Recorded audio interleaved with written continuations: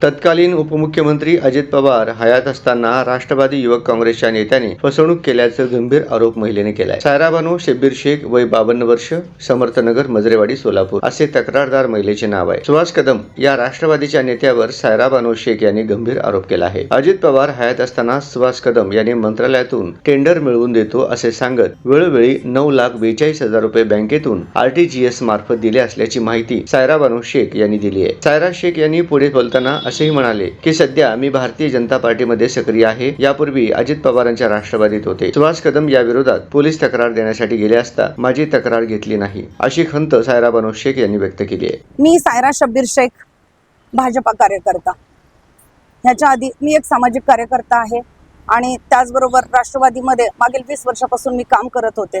राष्ट्रवादीमध्ये असताना स्वतःला अजितदादांचा कट्टर कार्यकर्ता समजणारा, म्हणून घेणारा स्वतःला असा सुहास कदम ह्या माणसानं माझी फसवणूक केलेली आहे। मला अजितदादांबरोबर माझी ओळख आहे, खूप चांगले दादा मला नावानिशी ओळखतात। अजितदादांबरोबर फोटो काढणं, अजितदादांबरोबरची हवा करणं, हे सगळ्या गोष्टी करून त्यानं मला सांगितलं मी दादांकडून कामं करून घेतो आणि मी तुम्हाला टेंडर मिळवून देतो असं म्हणून त्यानं माझ्याकडून मला पैशाची मागणी केली आणि मलाही वाटलं कुठले तरी टेंडर मिळतील म्हणून त्या आशेनं मीही त्याला पैसे दिलेले आहेत आणि माझ्याकडून मी त्याला बँकेतून RTGS करून त्याला पैसे दिलेले आहेत।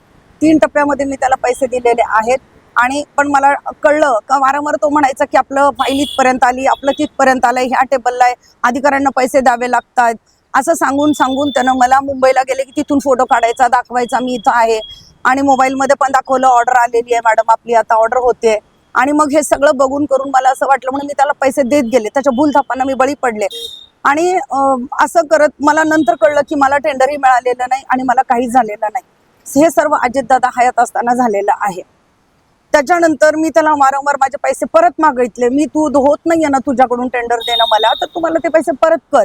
तर त्यानं पैसे आज देतो परत देतो असं मला म्हणत गेला तो, पण तो देत नाही हे माझ्या जेव्हा निदर्शनाला आलं तेव्हा मला असं वाटलं की ही माझी फसवणूक होते। त्यामुळं मी माननीय CP साहेबांकडं माझा अर्ज केला। 3 दिवस झाले आज अर्ज करून मी, पण माझ्या अर्जाची दखल घेतली गेलेली नाहीये। मी DCP साहेबांना सुद्धा भेटण्यासाठी गेले, त्यांनी मला वेळ दिलेला नाहीये।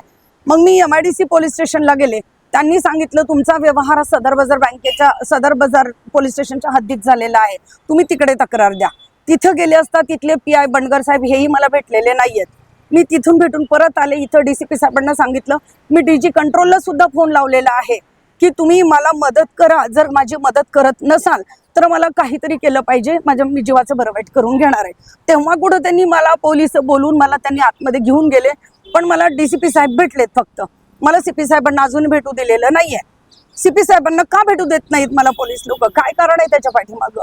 CP साहेबांना महिलांना भेटायला वेळ नाहीये का? ज्या दुर्लक्षित झालेल्या आहेत, अशा महिलांवर जे अन्याय झालेला आहे, अशा महिलांना भेटायला त्यांना वेळ नाहीये का?